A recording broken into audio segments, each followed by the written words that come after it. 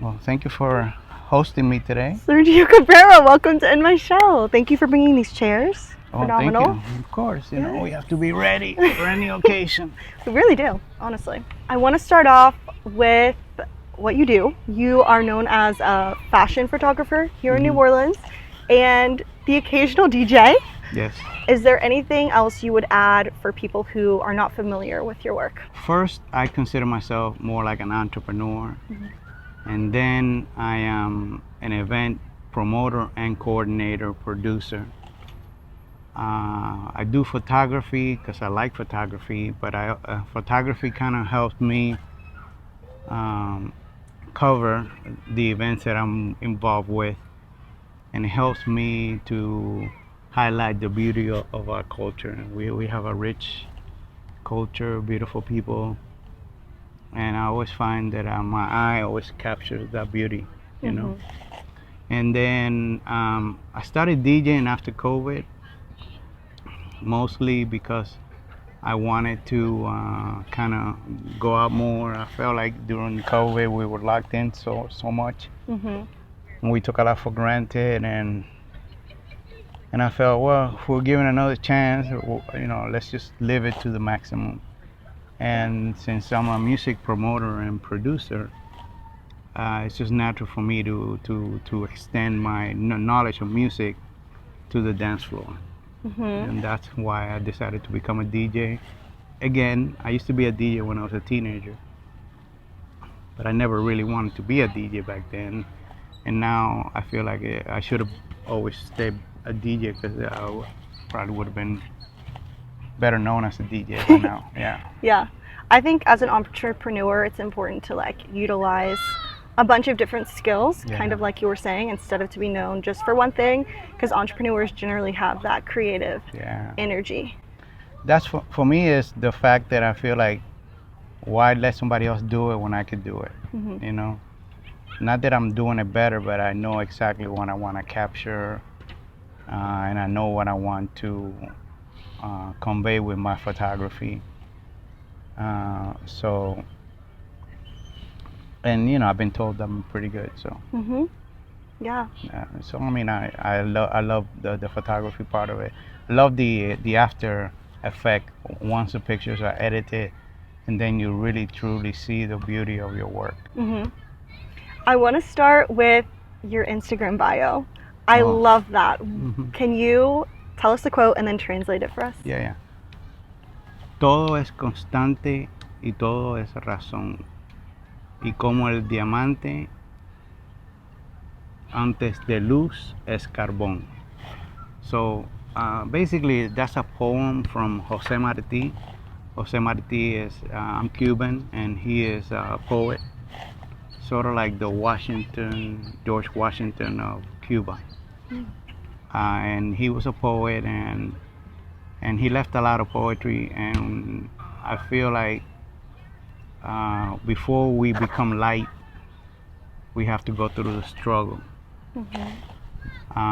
We have to become good. And then you become a diamond. So basically, the pressure, the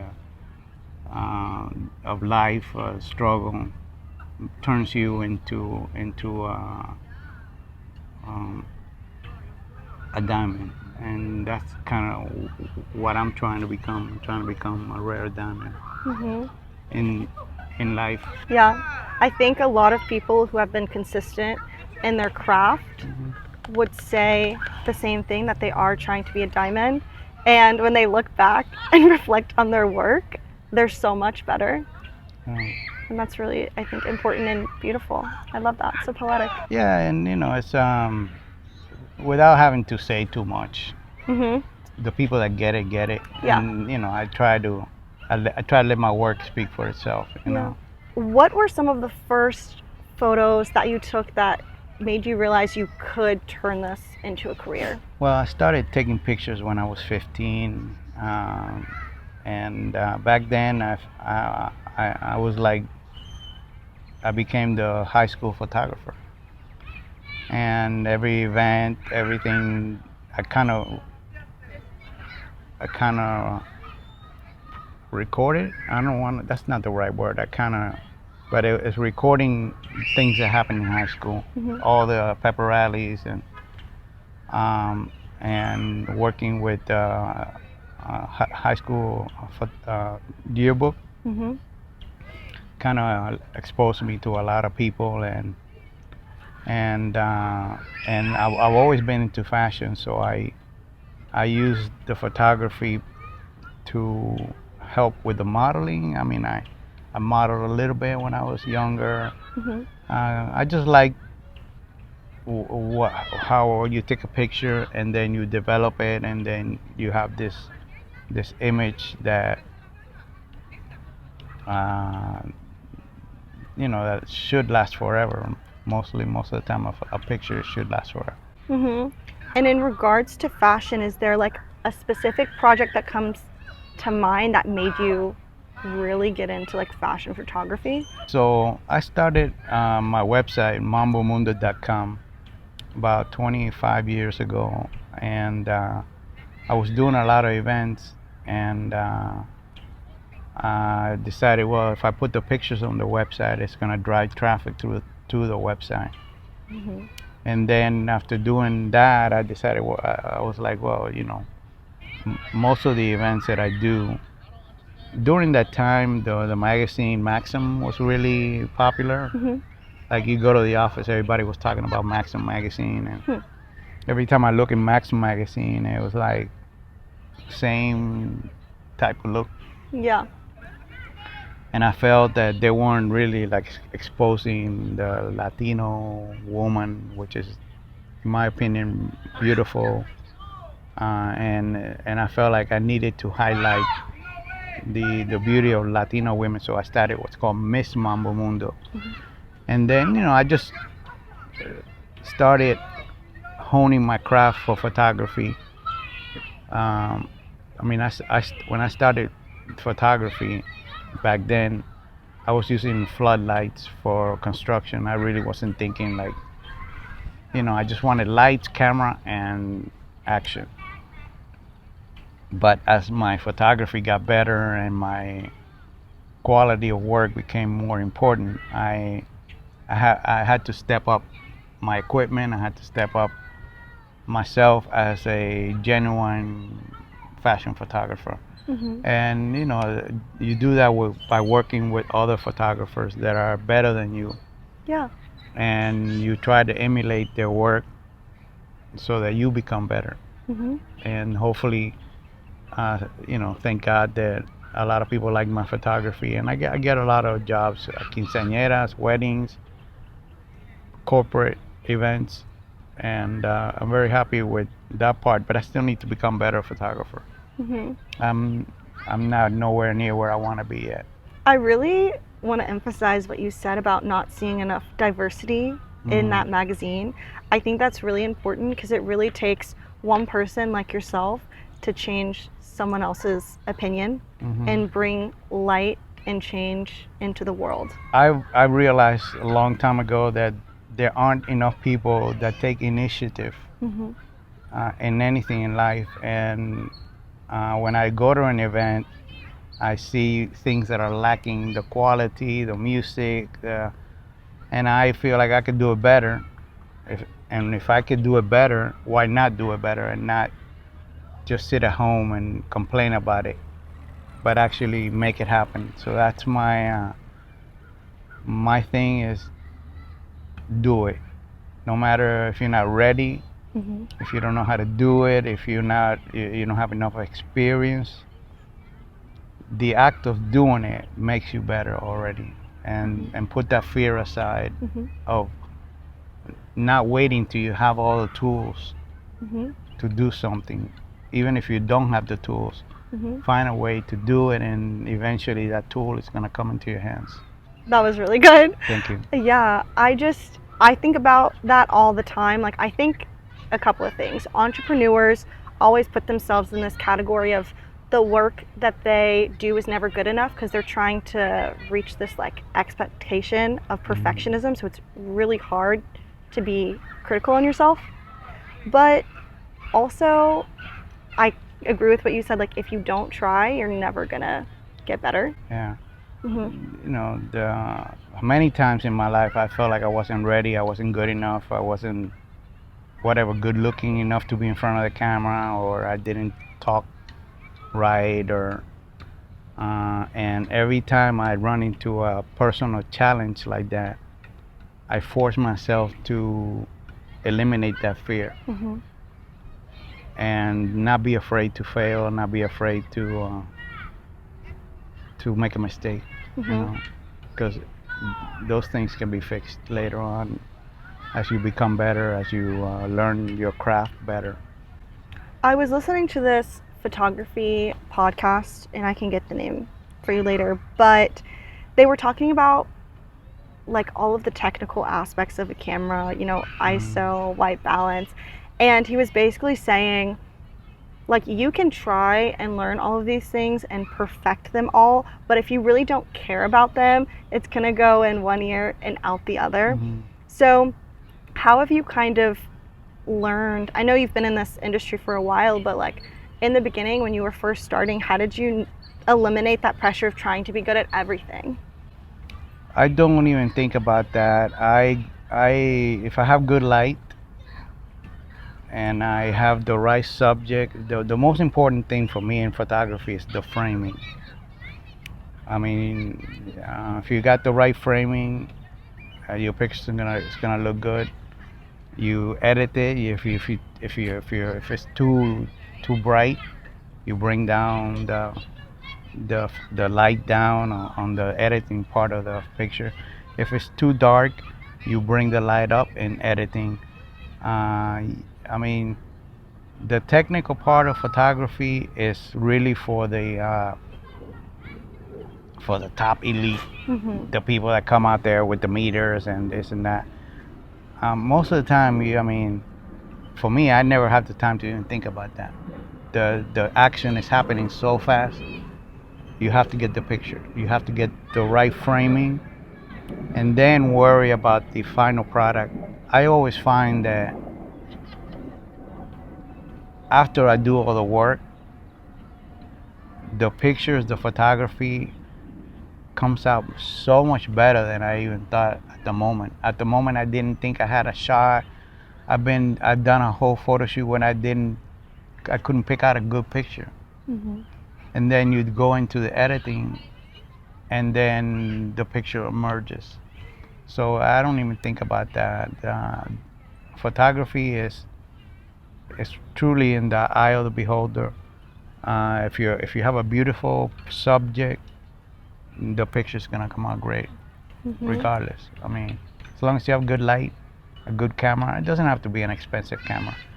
I mean, I started with a $500 camera, and obviously, if you have a really expensive camera, you could do a little bit more, but most people don't even pay attention to those details. Right. They just probably see the picture scroll and next one. You know, Yeah. very few people really scrutinize one picture to the point where like, hey man, your balance is too wide or this and that. I don't even think about that. And what advice would you give to people who are trying to find their niche in photography? I don't know if there's a niche in photography. I personally, I hated to do wedding photography because I didn't feel like I had the expensive camera, and you know, I felt like that's too much work. But I've been asked to do a couple of weddings, and every time I go in with the camera, with taking the pictures come out great anyways. So, and I don't limit myself to any kind of photography. Even if you're doing a animal like a dog or a cat, you're always gonna find something beautiful about the dog or the cat, the pose, that's gonna make the picture pop, and that's what you want. I mean, usually in photography, you have to take 100 pictures to get like maybe 5 that are really good. But it never really, you know, you can't box yourself into like, I'm only gonna do models or I'm only gonna do corporate. If you like people, if you enjoy photography, if you enjoy the editing part of it, you're always gonna love whatever kind of opportunity for photography that you get. No, you don't have to box yourself in. Again, photography is so wide open. You could do nature, you could do birds, you know. You could just strictly do weddings. And I get a lot of quinceañeras, and you know, I'm not like the best quinceañera photographer, but maybe I'm at the price range where somebody else could use my talent. And then when I give them the pictures, I always try to give them great photography, anyways. What you do want to do is always give them pictures that they're gonna love. And if you get them smiling and having a good time and looking good, the hair is good, the makeup is good, you're always gonna get a picture. Hmm. You know?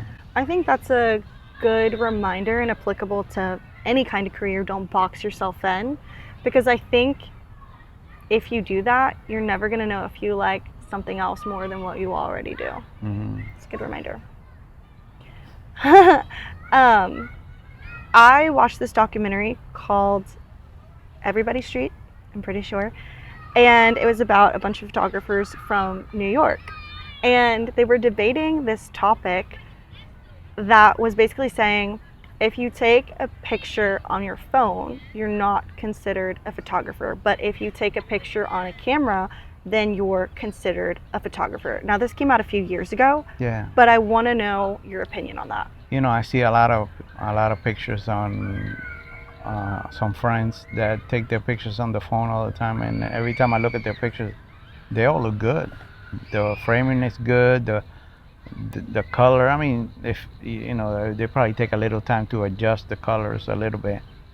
I mean, it doesn't matter because an iPhone now is better than a real camera used to be 15, 20 years ago. So it's really not. I mean, I have a $50 camera in my bag that takes crappy pictures, but those crappy pictures can still be turned into art Mm-hmm. if you have the right framing. You know, you sometimes you want a crappy picture. Mm-hmm. You know, you don't always have to get the perfect picture. I mean, a lot of people, they dirty their lens in the camera just to get a different kind of framing or different kind of depth to the picture. So Mm-hmm. it doesn't really matter. Camera, whether it's on your phone, iPhone, or Android, or you have a Nikon, or you have a Canon, or you have a Sony, it doesn't matter. What really matters is the subject matter, the people or the places you're shooting. And then if you go into the editing of the picture, you always try to bring out the colors. You know, that's another thing that I like about photography is how many colors you capture, and that turns a picture into art. Technology has advanced, so we use what we were raised with. So Yeah. I think people shouldn't be so judgmental or critical judging Yeah. what the photo is taken with, because at the end of the day, the goal is to have an image. Yeah, well, look, if you have an expensive camera, you could probably charge a little bit more for photography, you know? Hmm.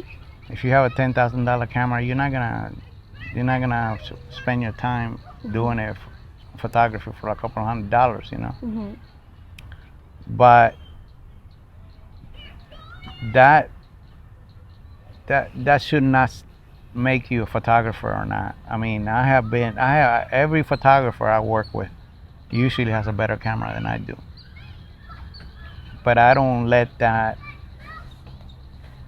intimidate my work. Now you can kind of see the end result if you have a better camera, but photography really is about capturing the moment and the happiness of the people, how beautiful they look if they put on the makeup, the hair. That's what photography is about. Now, yes, everybody wants a $10,000 camera, but you don't need a $10,000 camera to be a good photographer. Right. Because I have seen photographers that just have a better eye, a better angle, and that's what kind of separates a regular photographer from a really great one. I want to go back to what you said earlier about images and photography being immortal.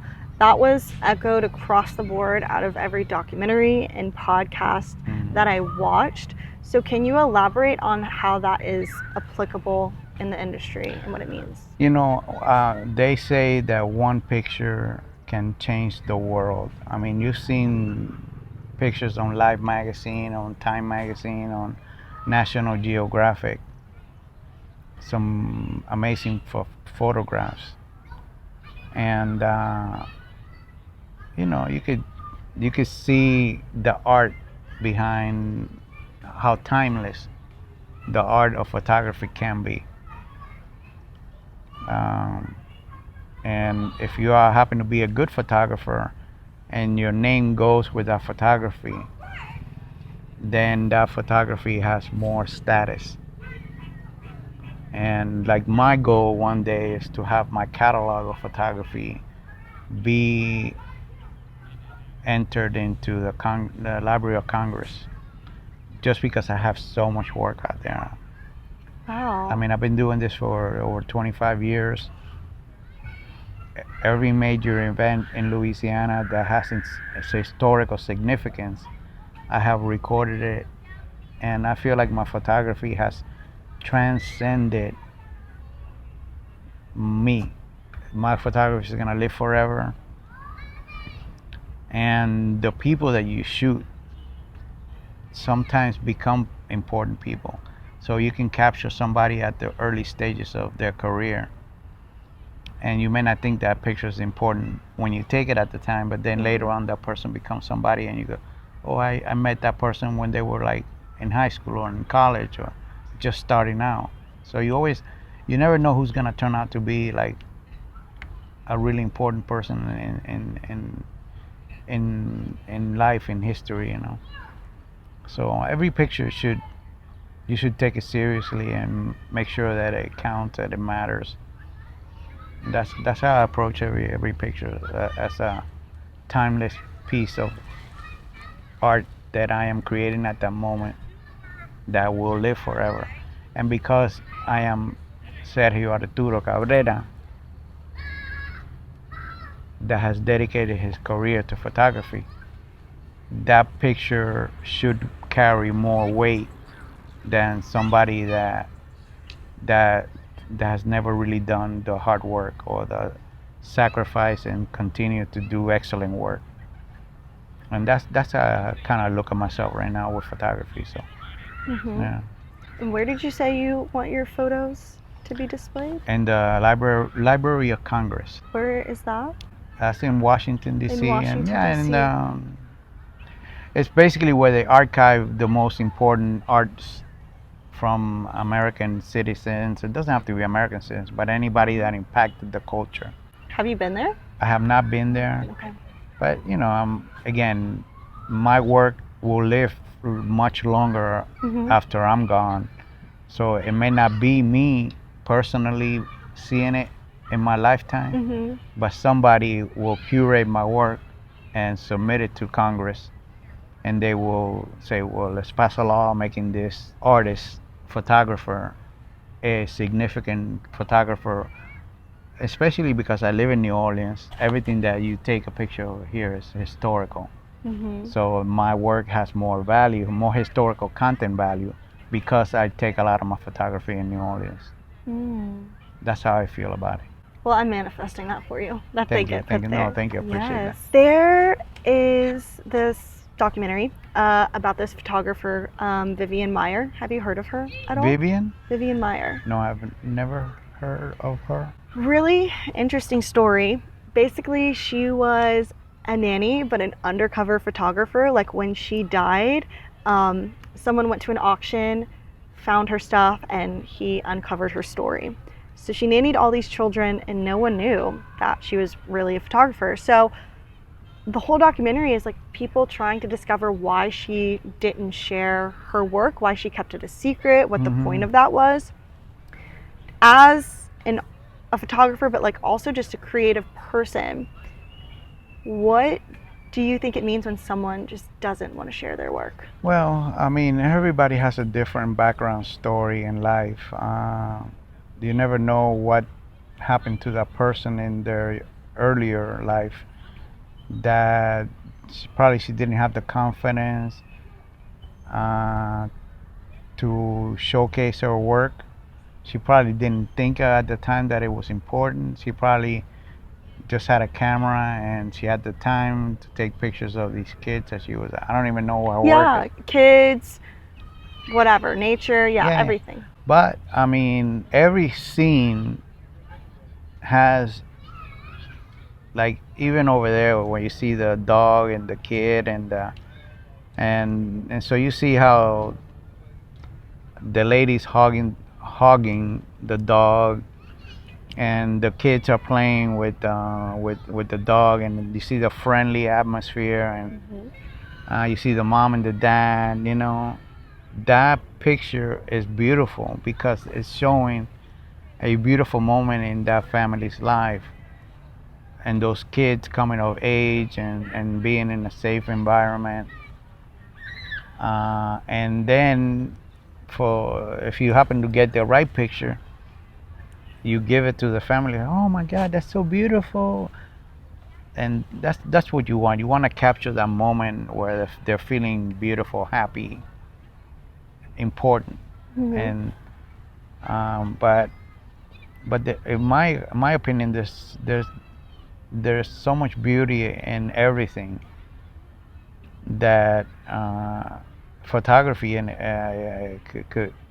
it's truly a beautiful art form, and that's kind of why I do it. I mean, it's not really to be a photographer. It's really an opportunity to capture a unique moment in time that only you can see. You know, sometimes you see a beautiful girl and like, man, I see the potential of that person becoming a supermodel, but she may not see herself as a supermodel or as an extra beautiful person.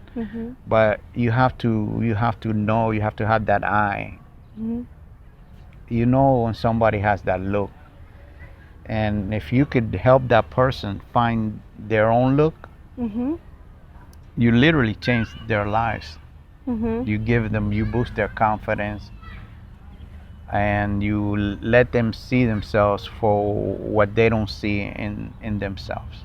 And that's another reason why I like photography, because I get to discover the beauty of people in their best moments, I guess. I think that's very key, helping people discover another version of themselves that they would have never seen before. Because it's opening them up to a whole new life, new path. Yeah. What are you willing to do and not to do to get a shot? When I'm a photographer, I try to become invisible. You know, I try to be not seen, because I don't want my presence to interfere with what I want to capture.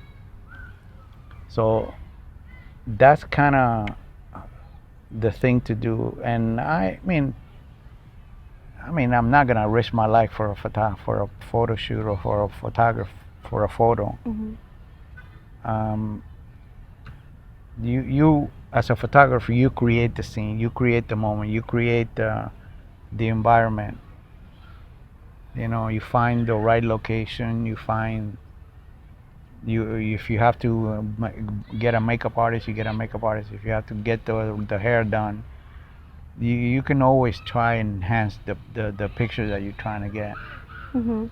So, but I mean, I don't know. I've never really risked anything to take Mhm. a picture.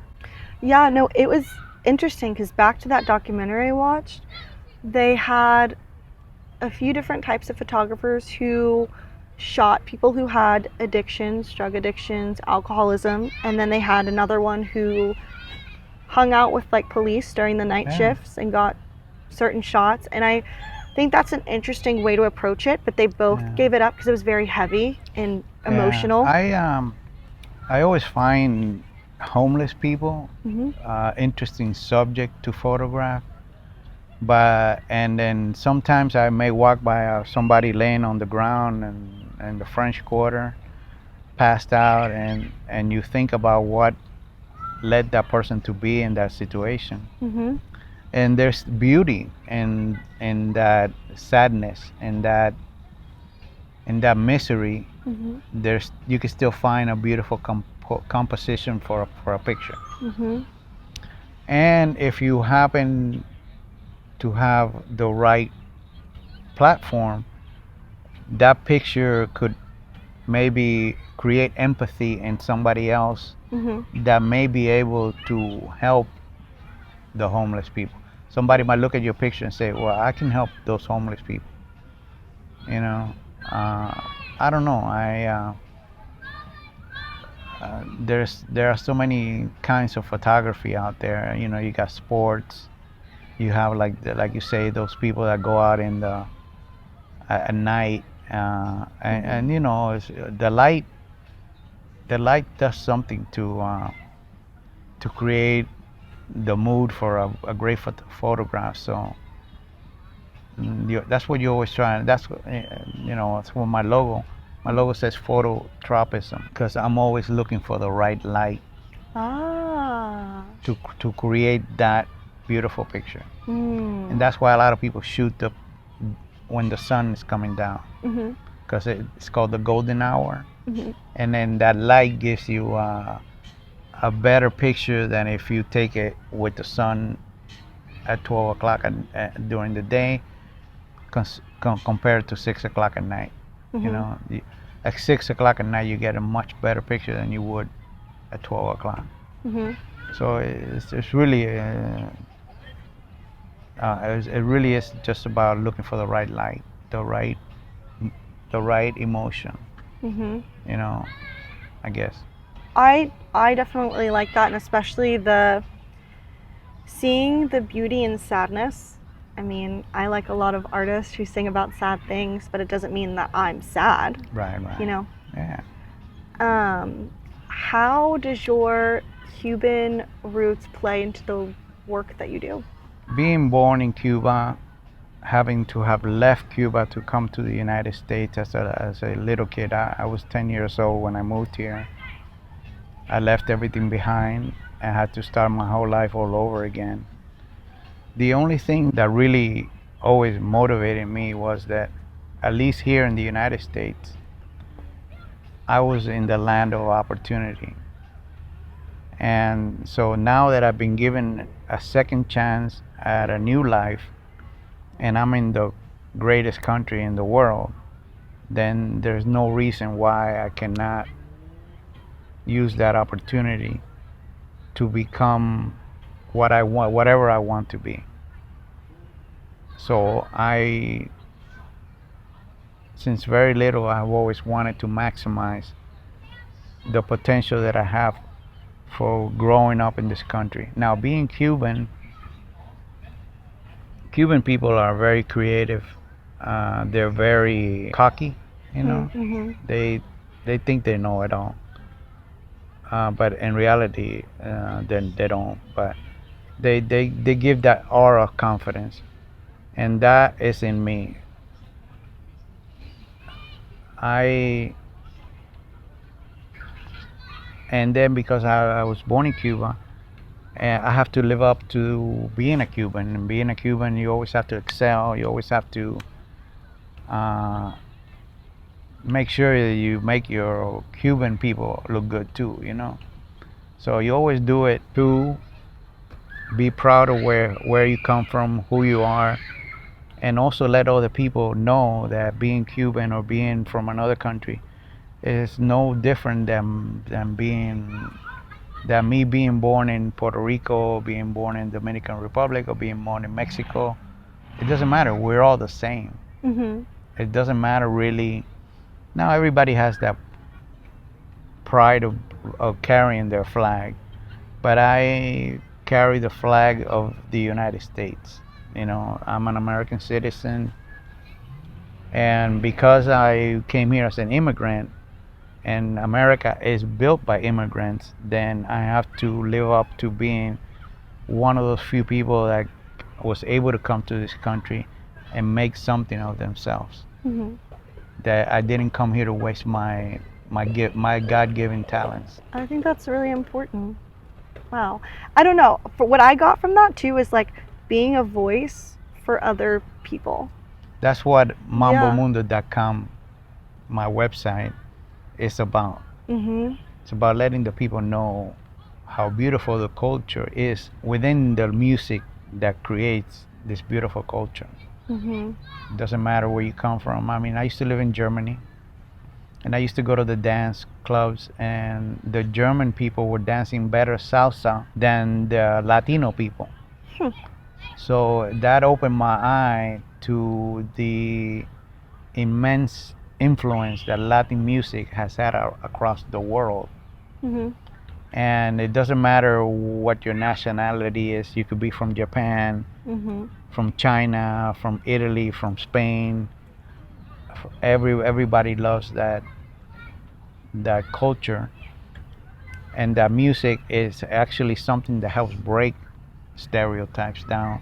It lets you introduce yourself to another culture, and Mhm. another culture can introduce themselves to you through the Mhm. music, Yeah.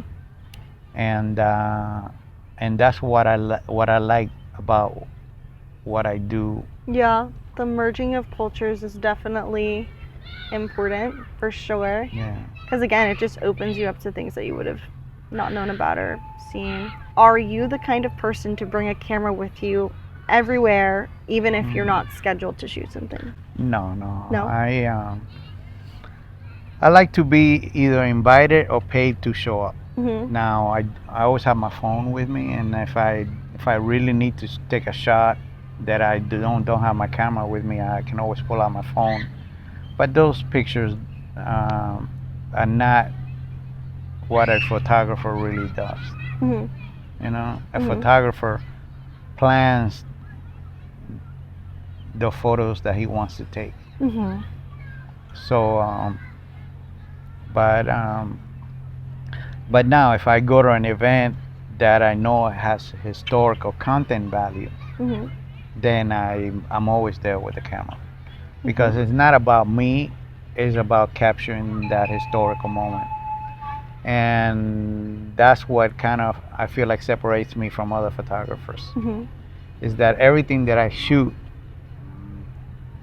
I feel like it has a historical content value. Mhm. Whether I'm working with New Orleans Fashion Week, or my own work, or if I'm working with the Hispanic Chamber, or with I'm covering a festival for a particular. It could be a Colombian festival, a Dominican festival, uh, or it could be a pageant, Miss USA. It could be Miss Universe. I like to be at those type of events that have historical content value, Mhm. because then my photography carries more than just frame. It really it adds to the collection of great shots that I have already taken. You know. I think that's cool too, because it could be a memory thing. Like, you could be at an event one day and people are like, "Oh my God, you shot this? Like, I was there." Like, it's literally like Yeah. a moment when history was changed. Yeah, I've had Yeah. people ask me to take the picture of them, and then they propose at the moment when I'm taking the picture. They bring out the ring, That's wild. and I'm like, oh, this guy's proposing in front of my camera. You know, Yeah. I've had that happen to me, And so those are the little gestures that life shows me that my work is really important, Mhm. because other people see it as important, Mm. you know. Mhm. And I'm glad that at least when I die, when I'm no longer here, my work is going to live. I consider myself like Michelangelo with a camera. I'm not painting on the Sistine Chapel, but I'm painting on the internet. Mhm. My work is going to be one day as important as the Sistine Chapel, but it's not gonna be where you can see it in a building. It's just gonna live in your computer. It's gonna live in your phone. You know. The modernized version of Yeah, yeah, Michelangelo for sure. Do you want to pivot now to DJing a yeah. little Sure. bit? Yeah, yeah. What did you do during Mardi Gras for Mayor Helena Moreno? Well, I don't, that story goes way back a little, way back, way back, back, back. Yeah. So I've always supported Helena Moreno when she was running for state representative. Maybe like 8 months before her, she said that she was gonna run for mayor. She asked me to do a photo shoot with her, and I was honored Mhm. to to be chosen by her. Out of all the photographers in the city, she chose me to do her campaign pictures. And I knew, I was like, I knew you were gonna run. I mean, I guess everybody knew that she was gonna run, but and then she won, and they put out a call for DJs for Mardi Gras, and I hesitated to put in my name in the hat because I didn't feel like I was nowhere near one of the top DJs in the city. But I had worked with a lot with Embrace the Culture, Alana Harris. She has supported a lot of cultural events in the city that I have been a part of, and she seen me DJ. And when I submitted my name to be chosen as one of the DJs, she goes, "Oh, I know you're a good DJ." And she put me and she put my name in the hat, and they asked me to open Mardi Gras, and as a DJ, I want to keep progressing to the point where I could do this, maybe a national tour one day.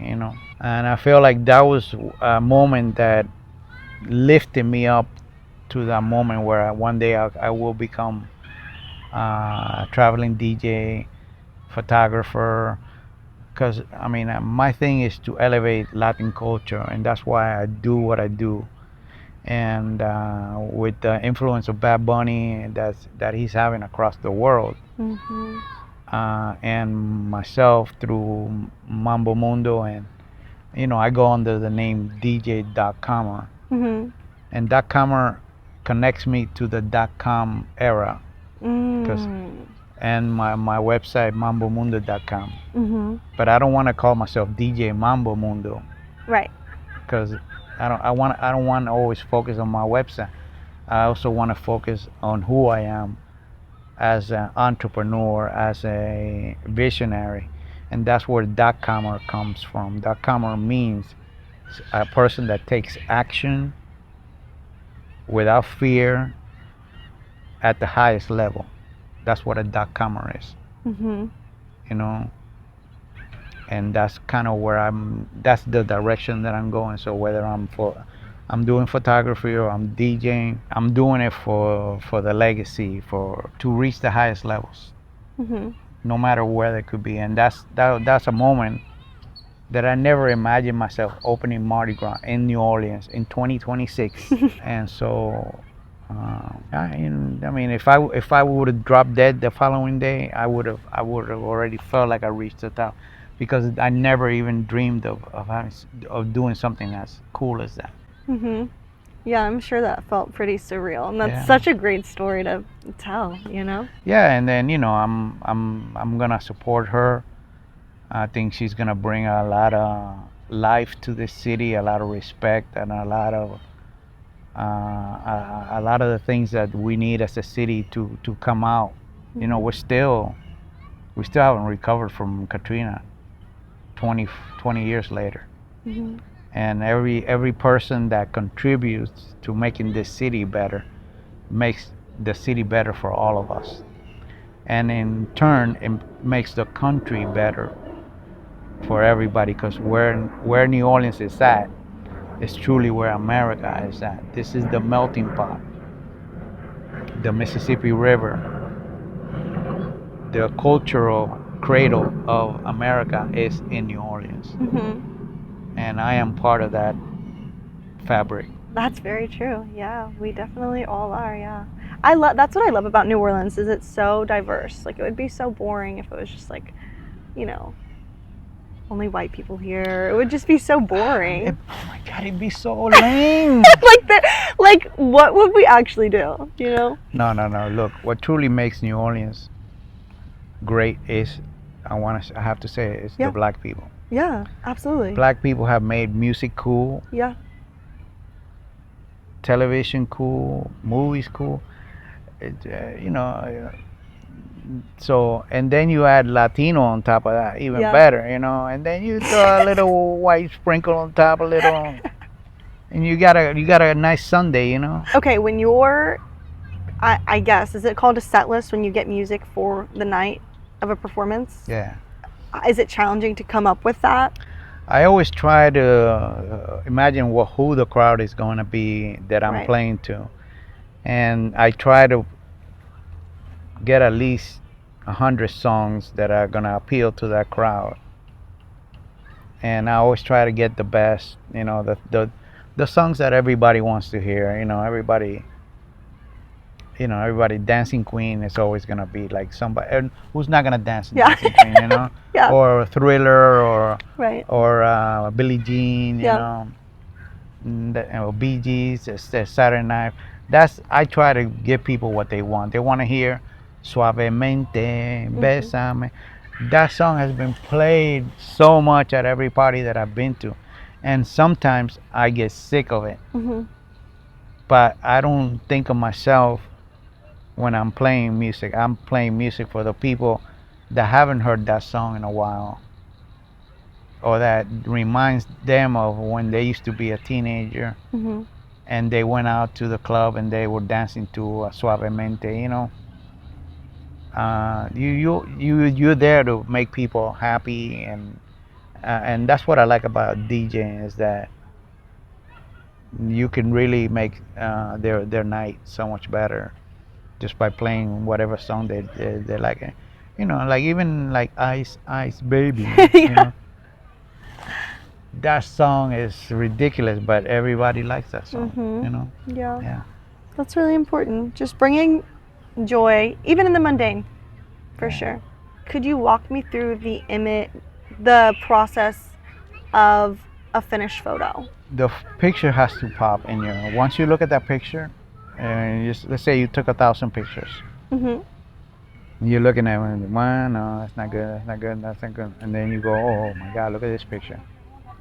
Once you see that picture in the set, it's got the right look, the right pose, the right background, then you start working on that picture. You know, you make sure you're not too heavy on the light, you're not too dark on the light. Sometimes if they don't have the right makeup, you could soften the skin a little bit, but I don't like to Hmm.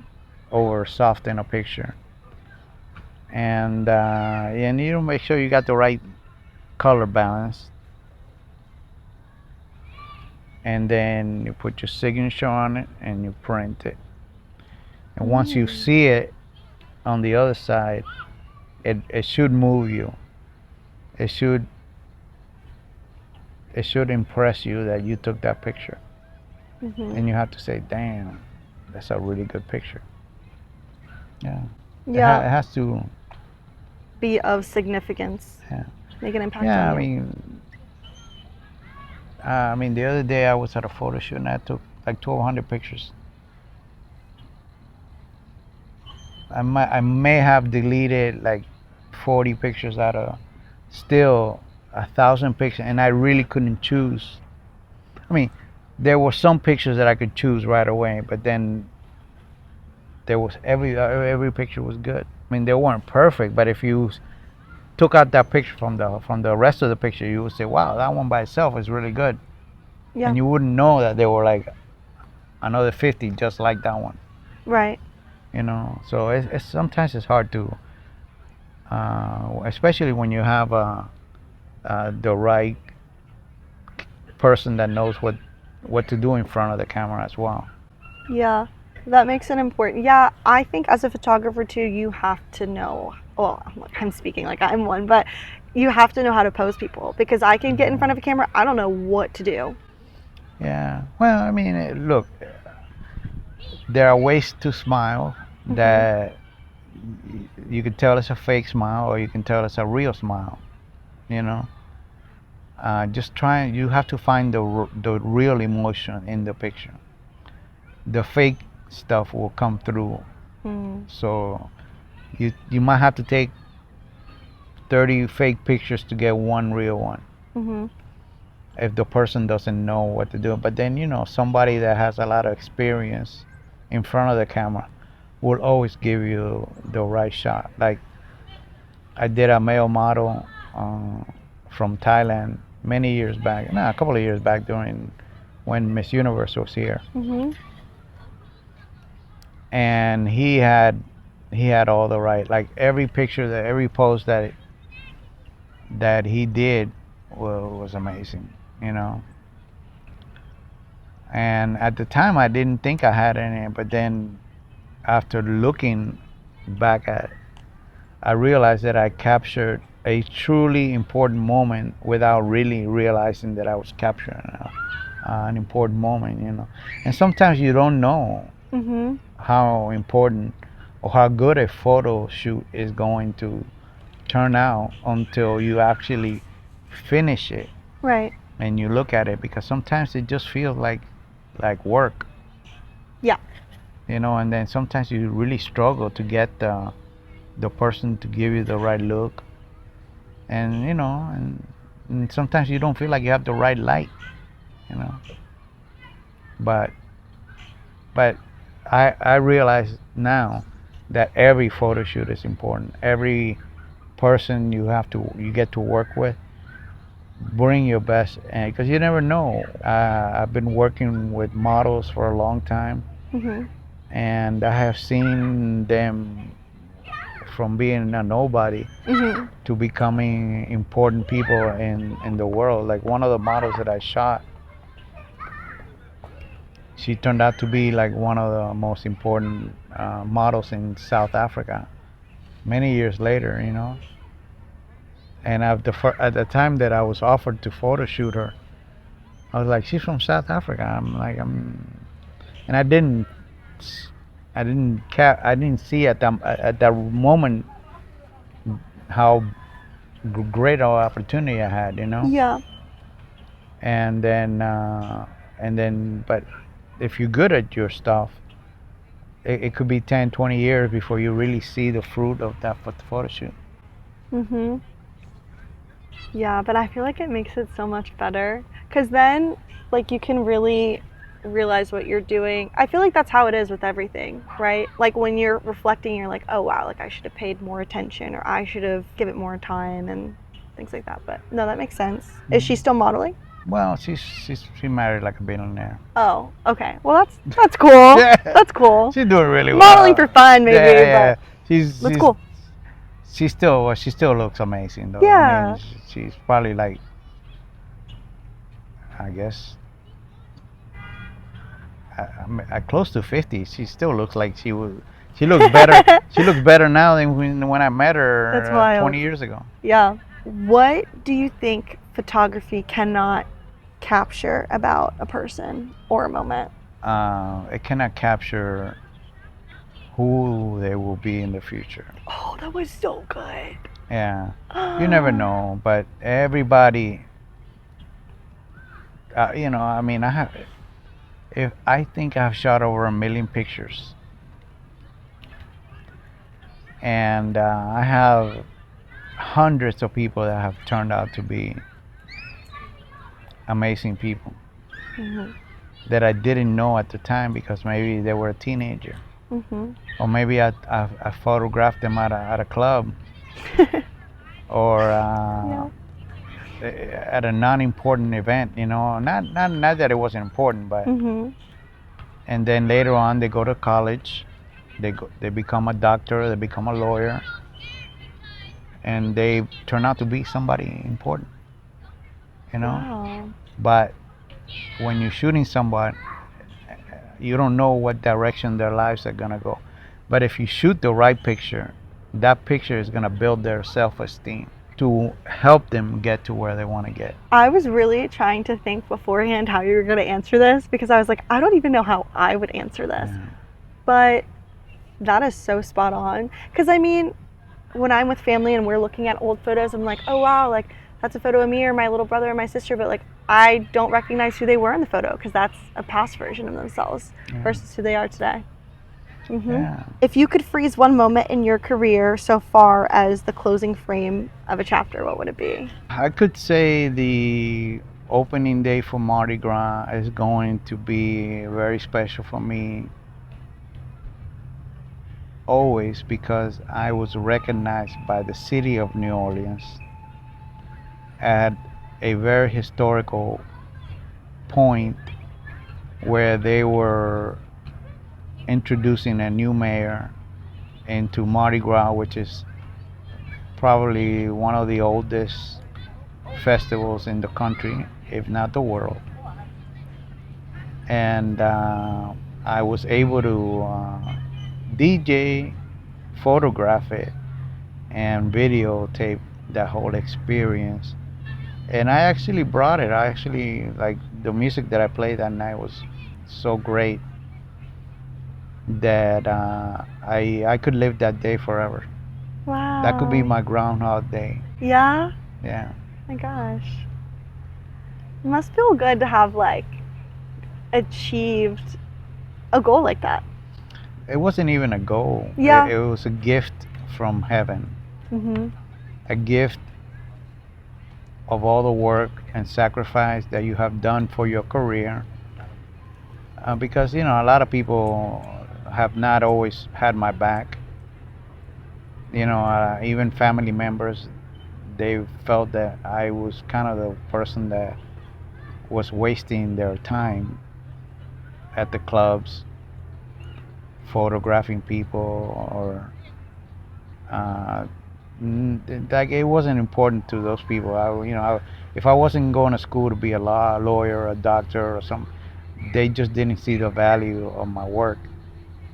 And now that they've seen how much I have accomplished throughout my life, they cannot help but be proud of the person that they see in me because to them I'm still family, and they're like, oh, that's my cousin, or that's my, you know, it's my family, and then they see how far I've gone and how many people, how many lives I have touched, and how important my work is because every event that I photograph is has this historical content value, and I hope that never changes, and I hope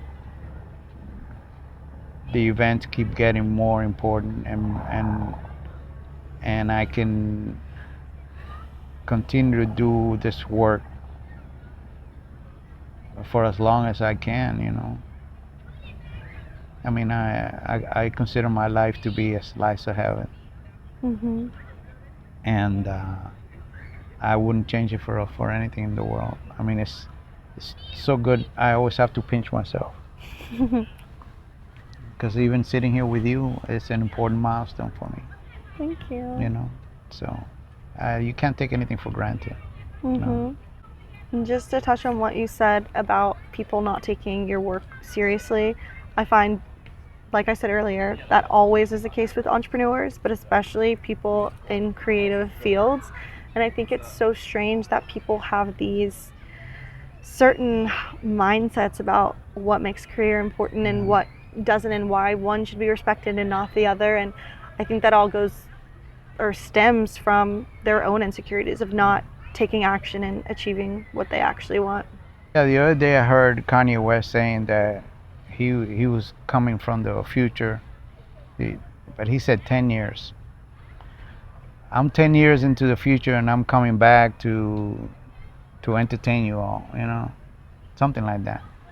And I've always felt that's the same way, but I have been 20 years into the future. So everything that I have done in my life is to get me to where I'm at today. But I knew it was gonna be a 20-year journey to even get to where I'm at. So I'm just barely getting started because the last 20 years have just been practicing dedication, sacrifice, consistency to get to this point, to this moment. But it didn't happen overnight. You have to have a plan, and you have to see yourself where you want to be in not 10 years, in 20 years. So I mean, now that I look back, it has been so much better than I could have ever imagined. Yeah. That's good. And I'm still like in the beginning stages. Yeah. You You have such a positive mindset. I love Thank you, it. thank you. Yeah. Is there any parting wisdom you would like to leave our viewers with? Wisdom. Wow. For me, I don't like to set limits for myself. I like to dream big, and there is no limit to how big my dream can be. And if I have to work hard, sacrifice everything to get to that goal, I will do it. I don't think about it. I just do it, do it, do it. If you don't know how to do it, do it. It would find a way. If you don't know what the final painting of your life is going to be, you have to start with the first stroke, the first outline. Eventually, you're going to fill in the colors, and the masterpiece of your life will reveal itself. Well said. Yeah. Well, thank you so much for being here today. That was awesome. Thank you. Thank you. We're done.